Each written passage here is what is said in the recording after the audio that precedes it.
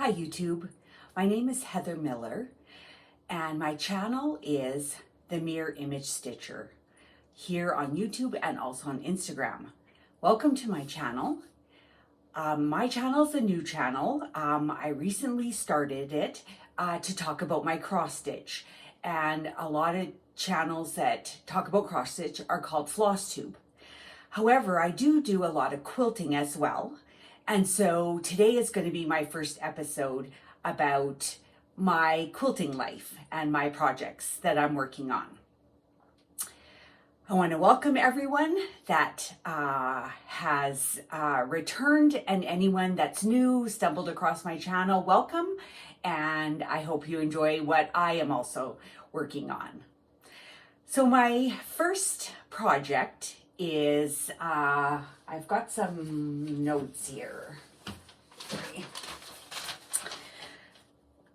Okay, let's start actually at the beginning in that. I've been watching Stitching with the Sisterlies, Cheryl and Colleen, which is also a Floss Tube channel here on YouTube.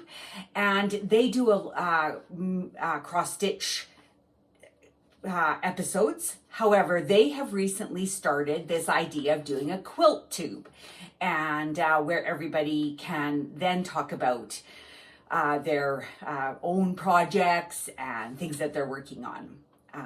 In quilting, there are a lot of great tutorials and that kind of stuff in terms of quilting on YouTube. But mine isn't going to be like teaching you something. I'm just going to be talking about my quilting life and the things that I'm working on and what makes me work on different things. I have been quilting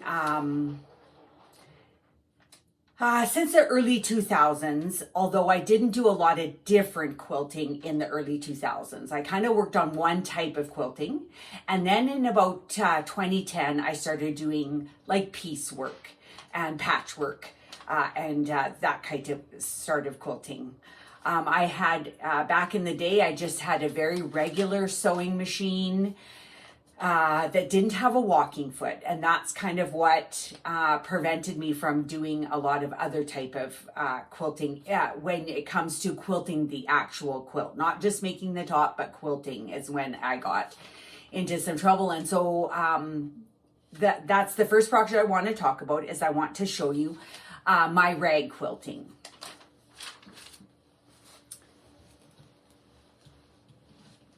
So this is called a rag quilt. It's where you have squares that you sew together, but that the seams poke up, and then you clip those seams. This is what the front or the back looks like.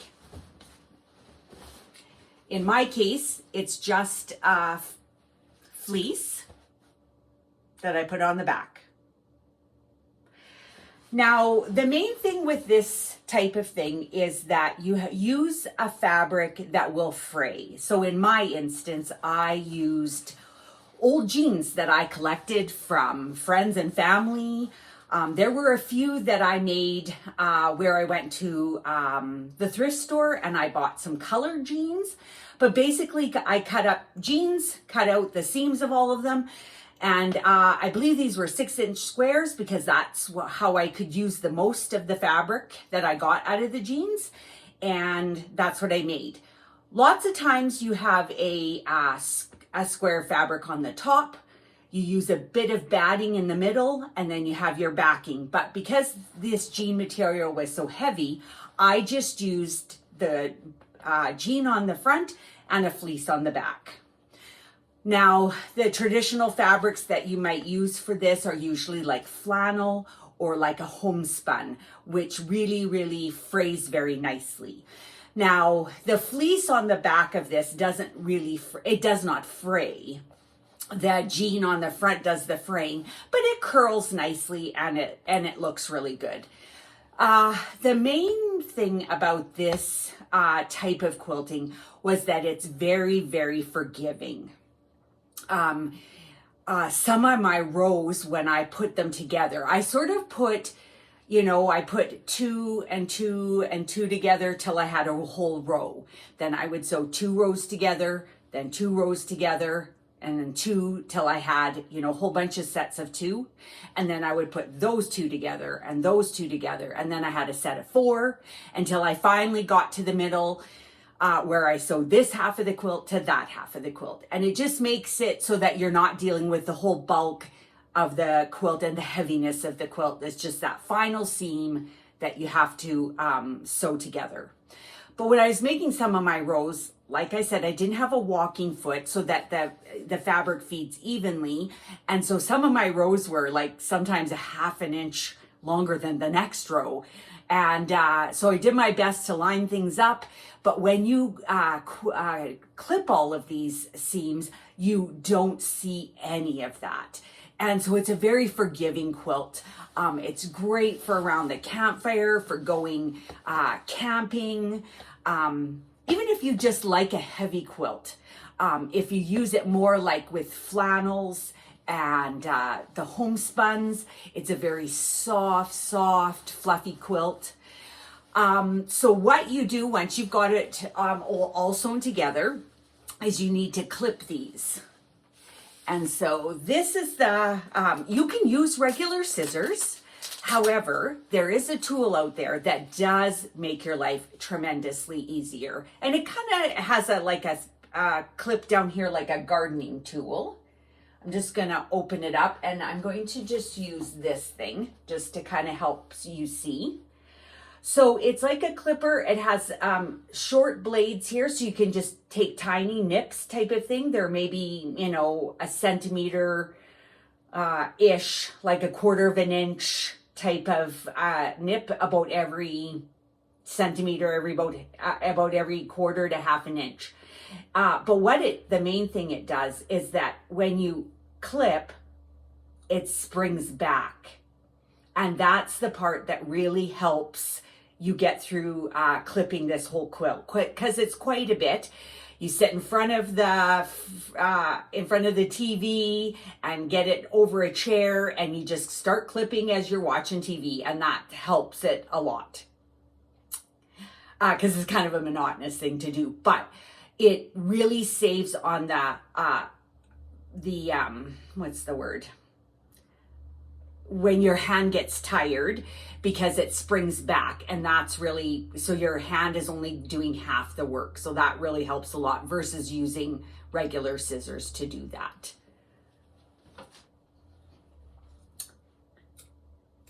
So that's my first quilt. My next project is quite an old project.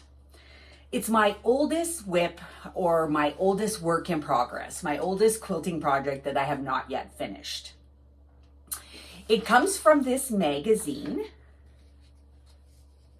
It's an old Fawns and Porter magazine from the spring of 2008. And I just loved the quilt on the front cover. If I bring it up.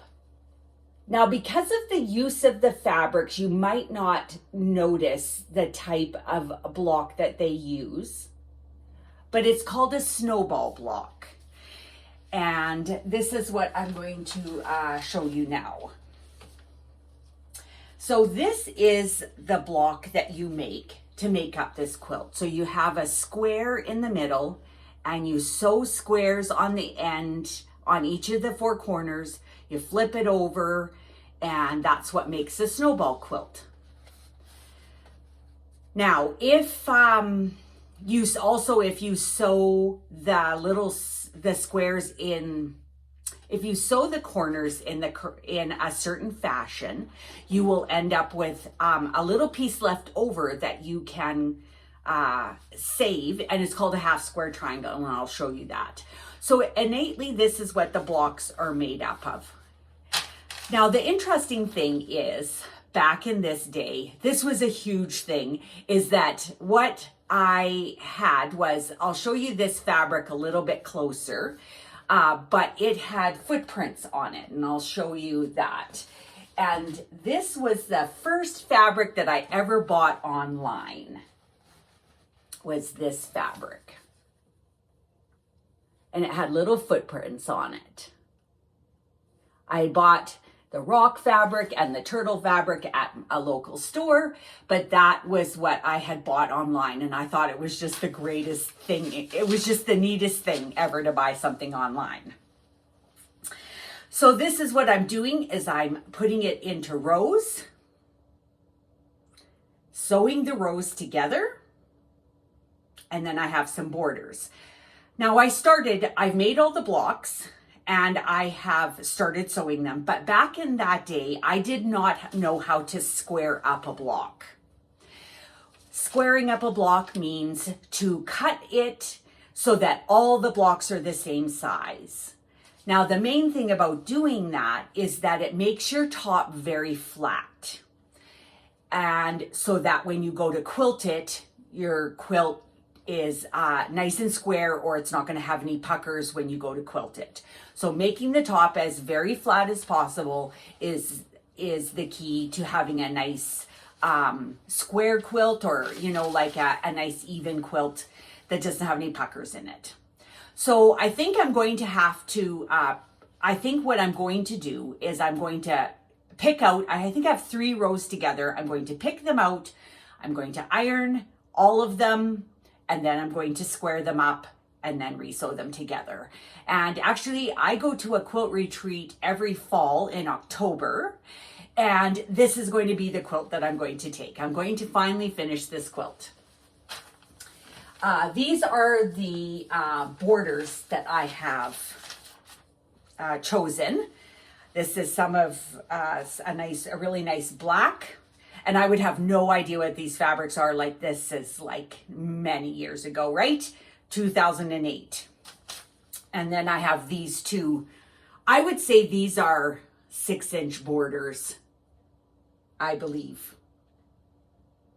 Those are my borders for that. So I'm looking forward to kind of getting that done. These are the half square triangles that you get left over from the corners. And so somehow I'm going to incorporate that, because I do want to make the quilt bigger. I don't think it is a very big quilt to begin with. If I looked, there it is. Okay. 62 by 98. So that's really long and not very wide. So I might do something that makes it a little wider. My third project I'd like to share with you is something that I did have done. It's a finished project. And the quilting technique that I used in this is called foundation paper piecing. And this is the project. This is called Mr. Frank's Coffee. If I can see where, yeah, Mr. Frank's Coffee. And I thought it was super cute. The nice thing was that you could change the color of the glasses if you wanted to. You could change the color of the scarf. This was a lot of fun. This is actually my favorite type of quilting. And what I've done is I've just made one block, and then I've turned it into like an art quilt is really what I've done. The technique that I have used to bind this quilt, which means to finish the edges,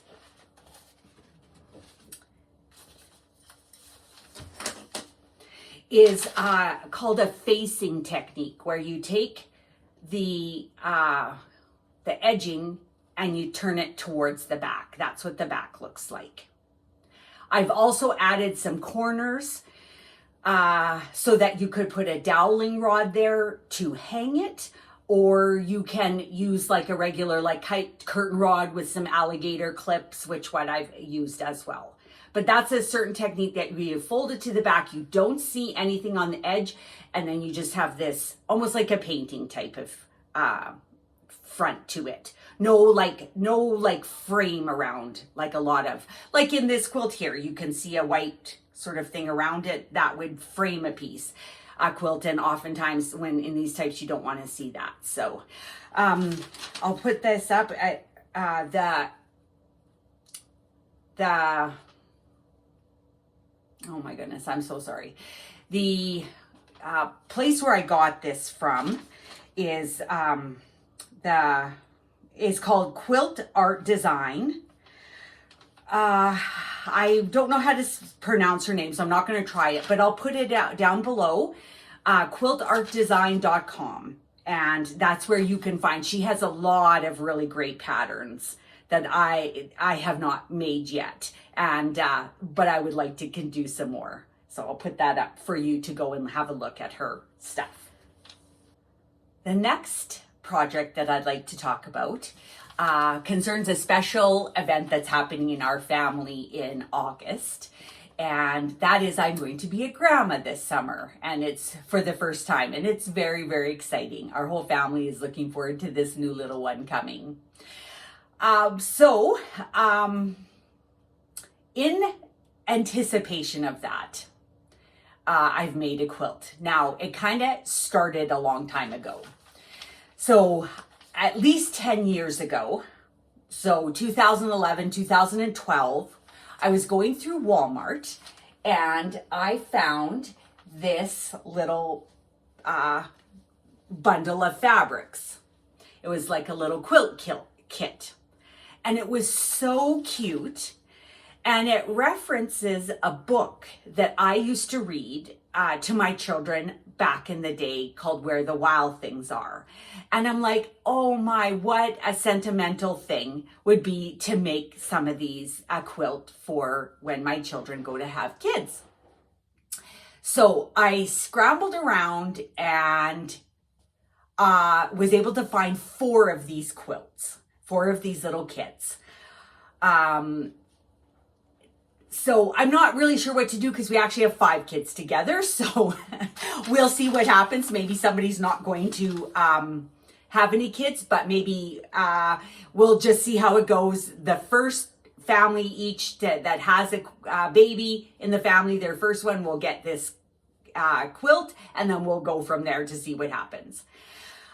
So here is the book that it kind of references to, Where the Wild Things Are.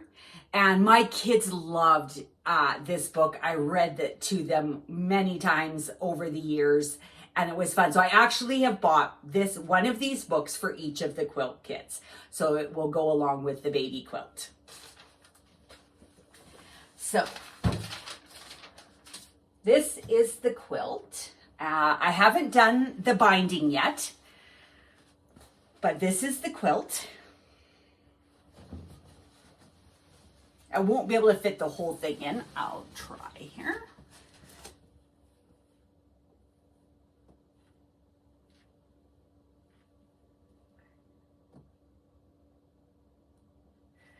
And the back is a minky, a piece of minky, a remnant that I found. And that's what it looks like. Now, a few things about this quilt. One is it combines minky fabric, which is the kind of the scaly fabric, with quilting cotton, some of this other stuff, and then this was a satin fabric. So when I first made it, this was not going well with that because it kept shredding. Also, I was having a bit of difficulty because the minky stretches differently than the cotton. So it was very challenging to put together, especially when it was really kind of one of the first piecing or patchwork quilts I had made. This, I ended up putting an interfacing on the back to stabilize the fabric, which made it stiffer and stronger to put in the quilt. And then the rest, I just did the best I could. I also used my walking foot to prevent it from shifting and stretching while I sewed it, which helped a lot. Then when I found out, so I had made up to here, just this part of the quilt, I had made that 10 years ago. And I tucked it away in a drawer, and I thought, when I find out I'm having grandkids, I'm going to finish that quilt. So when I heard the news, I got this out, and I'm like, okay, it's not very big. I'd like to make it a bit bigger. And my daughter-in-law is Chinese, and red is a very positive tradition in her family. It represents a lot of positive things. And so I decided I found the right kind of red, and I actually bought enough so that later on I can use it in some of the other quilts. And I put a border on it, and now I have to bind it. And what I'm going to do is I'm going to use the Minky on the back, and I'm going to cut this excess off, and I'm just going to roll it around to the front and sew it down. And that's how I'm going to bind this quilt, is just use the backing to bind it. And it's going to be just a beautiful, soft quilt. The next project that I'd like to show you is kind of a series of quilts that I would like to make. I had bought a old template by Eleanor Burns, and it was called the Wonky Log Cabin. Now this template came out, I don't even know when. I would be absolutely guessing, but it would be when templates were first being introduced, because it was quite a thin, a thin plastic, and it was like it was easily bendable, not like our hard templates like what we have today. So it was, when templates and things like that were first coming out. But it was a wonky log cabin, and one fall when I was at my quilt retreat, I found a fabric, which was a U.S. patriotic fabric. Now, I am a secret patriotic fan. I love the red, white, and blue. Even though I live in Canada, I love the red, white, and blue, and I love doing things with the American flag. I really want to make, someday I'm going to make a lot of different quilts, different techniques using the American flag. I don't know, I just really like them. So this one is sort of based on that. The fabric is called Branded by Sweetwater, and this is what the this is what it looks like.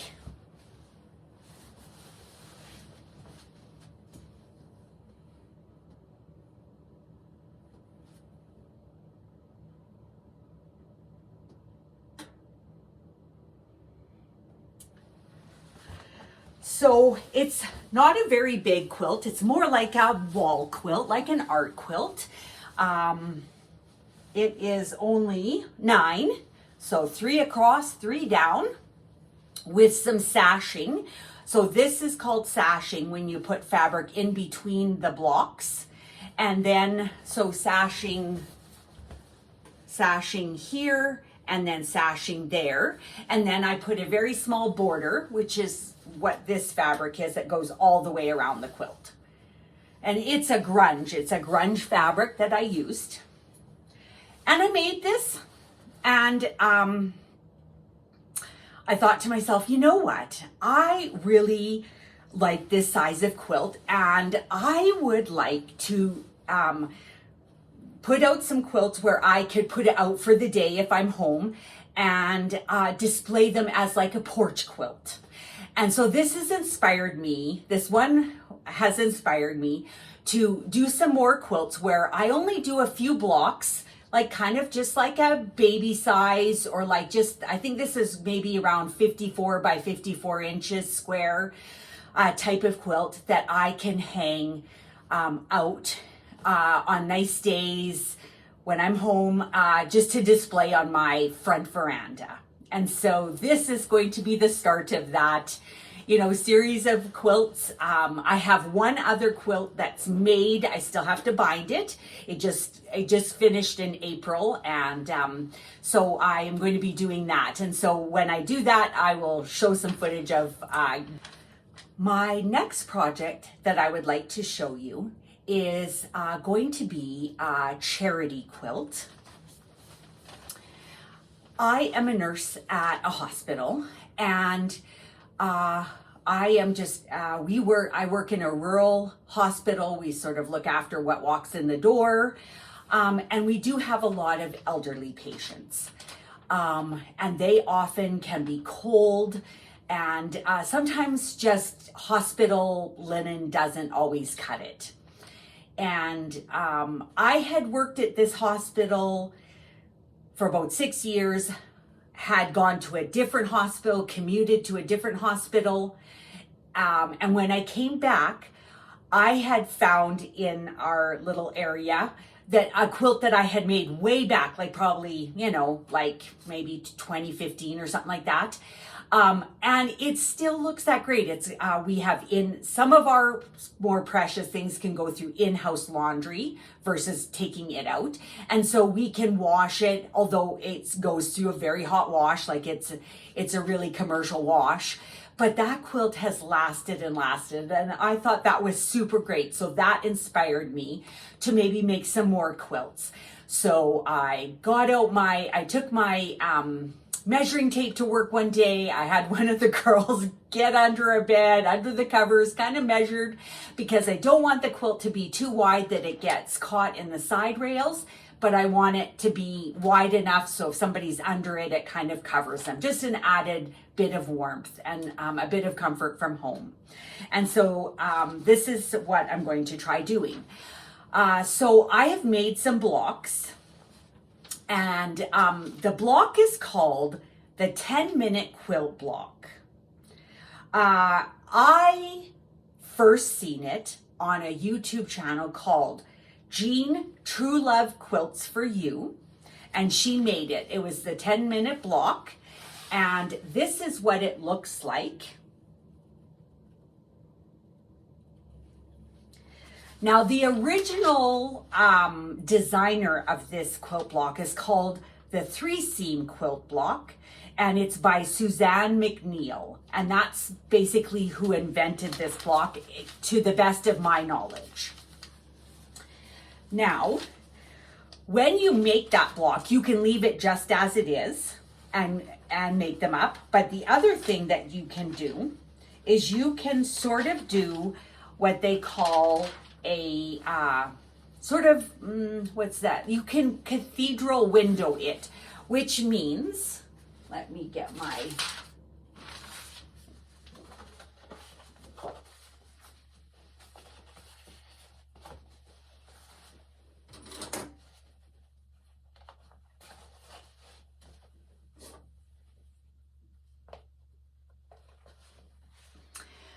these edges, when they're flat, you can actually, because it's on a bias, they actually are a bit stretchy. And so you can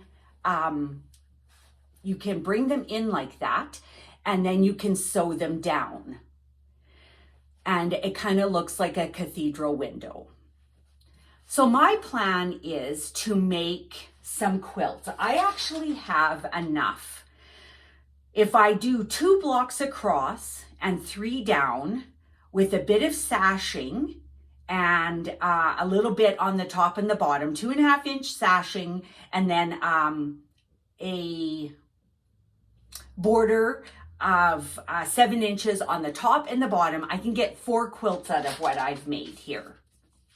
So then I would lay the quilt top on top of the batting, on top of the backing.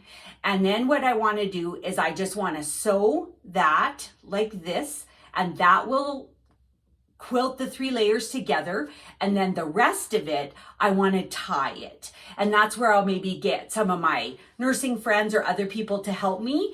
And then we'll give them to the hospital to have for people that come in and just need that bit of comfort from home.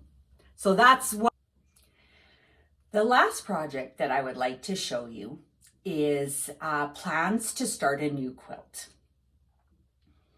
Now, back in the 2000s, there was a quilting fabric and book line called Thimbleberries that I just had fallen in love with, but could never really afford to buy any of the fabrics. Wasn't near anywhere where they sold them. And but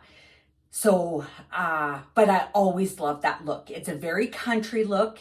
Some would say it would be dated now, but it's still something I just love. It's very, it's just a real country, prim, tea color kind of look.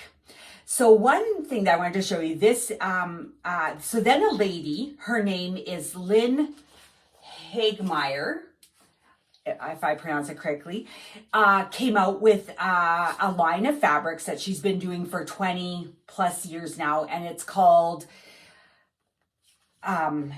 Kansas Troubles, and that's the name of the fabric lines. And every year she comes out with something. Well, I'm sure more than one time a year she comes out with a new type of fabric. But this is one book that I bought, and it's called Loose Change. And the quilt that I want to make is called the 5 and Dime quilt.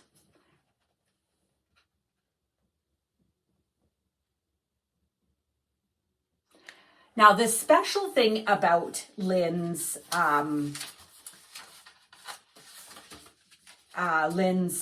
patterns is that she uses pre-cuts. Let me just get to here. So pre-cuts are fabrics that you buy in a little package. This is a 5-inch square. And so this thing is called a charm pack. And it's a couple of pieces of each of the fabrics in the line. And there are 42 squares in this one. The edges are pinked. They come pink so they don't fray, and that's how they come. And so she has incorporated in her designs, a lot of her patterns, that idea of this raw edge type of quilting. So I just want to read a little bit of the introduction of her book, this particular book. Since the first charm packs were introduced in 2005, I've been totally hooked on Moda's pre-cut fabrics. I love that there's a little bit of every print in each pack. When I need to design a fast and easy project with very little cutting and pressing for a workshop and a cruise, the idea of layering and top stitching the pre-cuts was the result. When a quilter at our KT or Kansas Trouble retreat shared that 5 and 10 squares, 5-inch and 10-inch squares were sometimes referred to as nickels and dimes at quilt shops, 5 and Dime was born. From that point, I could see endless possibilities with nickel and dime squares. Quilts could be made effortlessly when the pieces were already precision cut. I could skip the tedious cutting part and get right to the fun piecing part of quilting. And that's what I am planning to start. So it does come, there is a ruler that you can buy that helps. And it's called the 5 and Dime ruler. And this is what it looks like.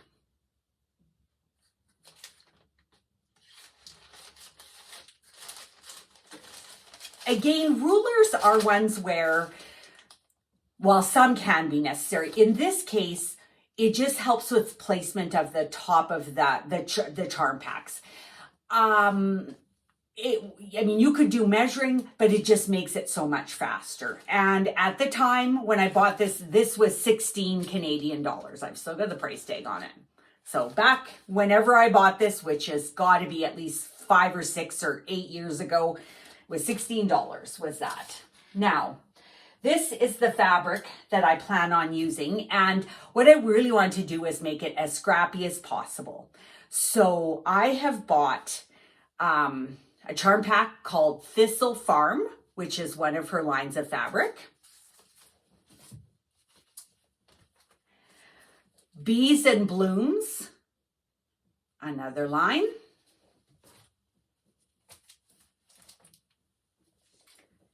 This one is called On Meadow Lark Pond.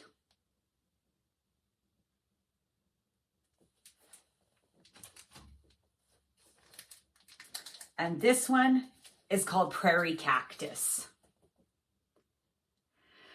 I'm going to be making a king size quilt. And so you need 2 10-inch squares, layer cakes they're called, 2 10-inch layer cakes, and 2 5-inch charm packs. When one of my local quilt stores had a sale, I was able to purchase a couple of different backings for this. So I haven't decided, but the first backing that I have to choose from is a Kansas Trouble fabric.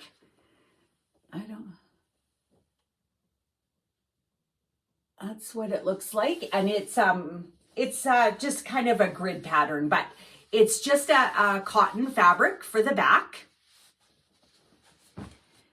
And the second one that I have to choose from is this burgundy type. I think it's called a shot cotton. I'm not exactly sure, but I'm sort of guessing on that one. But it's not a flannel. It's almost like a bit like a homespun, but it's a tighter weave than a homespun. So I'm going to call it that, but I'm not exactly sure what a shot cotton is, but I feel like that's what it is, type of fabric. So I have enough to do either one. I have done a lot with Minky, which is those soft, cuddly fabrics on the back. They're a polyester, and I do love them. They really make a nice backing, nice soft backing. Sometimes even for baby quilts or kids quilts, you don't even have to put batting in the middle, and I have done that. But I'm at that age, I'm 55, I'm at that age where I just want something a little bit more breathable. Even though my husband really likes the Minky or that soft, cuddly, I am looking for more of a breathable fabric, so I want to pick like a type of cotton. I have gone even so much to think that I could back it half with Minky for his half of the bed and half with cotton for my half of the bed. I'm not sure that I'm up for that completely yet, but it has crossed my mind and it seems quite tempting to do. So, but anyways, I'm looking forward to starting that quilt very shortly. I actually, back in April, my long arm quilter, she's called Edge to Edge Quilting. If I can learn how to do this, I'll put her name across the bottom. We're in southern Alberta, Canada, and it's Edge to Edge Quilting with Cheryl. And she has done a fabulous job on all my, my quilts. And she offered a sale. So I kind of pulled out a bunch of stuff. I'm like, what can I get done and get to Cheryl? And so I got a number of quilts to her and was able to get them quilted. And so now I have some binding to do. And I personally don't mind binding. It's just a matter of getting down there. You know, life gets in our way. And so it's just a matter of getting down there. And so I'd like to start with the baby quilt because I want to get that done. And then I want to get that patriotic one done so that I can get that up and on my front porch.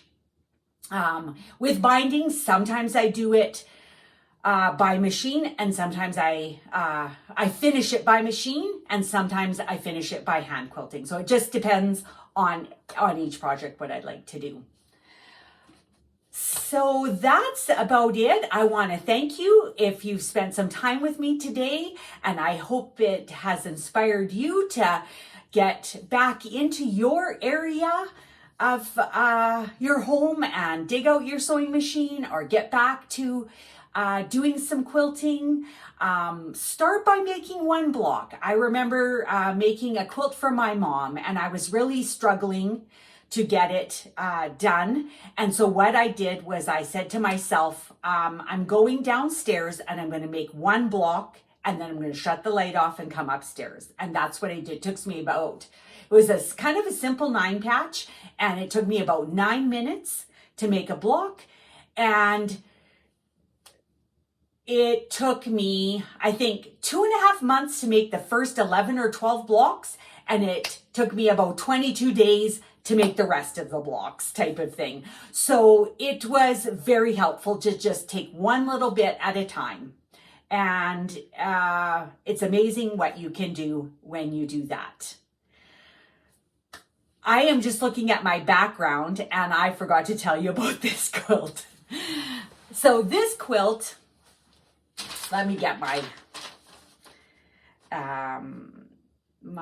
thing. I don't even know if I wrote anything on here. I probably didn't. Okay. So this quilt in my background is my elephant quilt.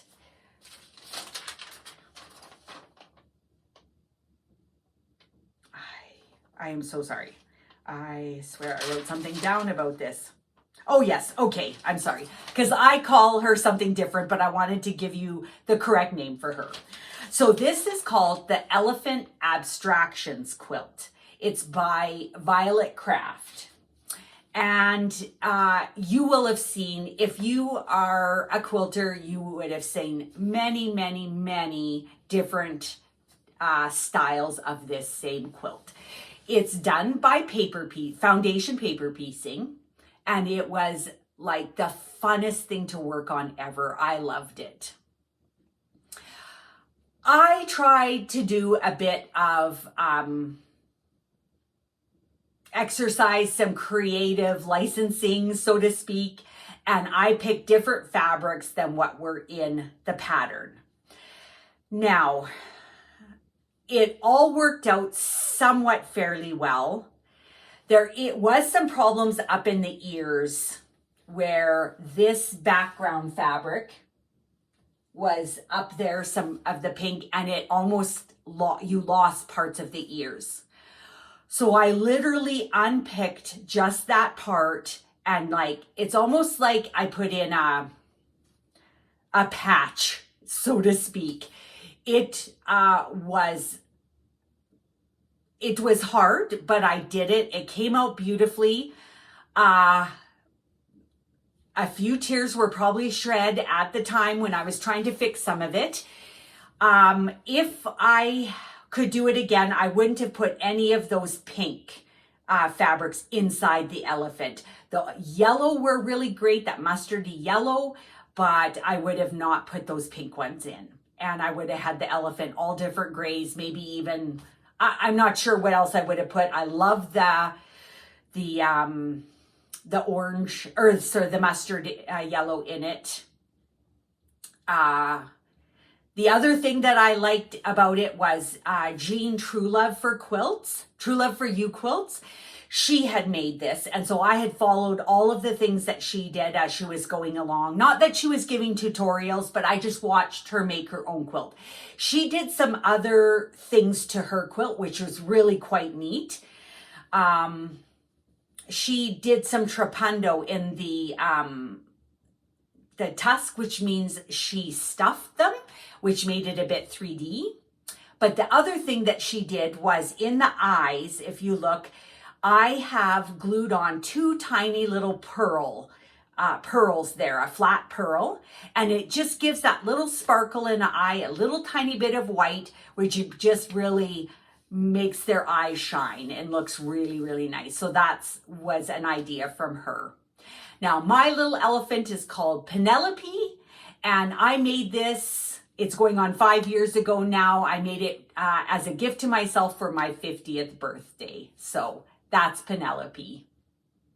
I want to thank you for spending time with me, listening to my ramblings of my quilting life and my projects. And I hope that you inspires you to get out there and go and dust off some of your stuff, or even just get back down there and get doing some sewing and finish off some of the projects that you love and are dear to your heart. So take care for now. And as always, see you, love you, bye.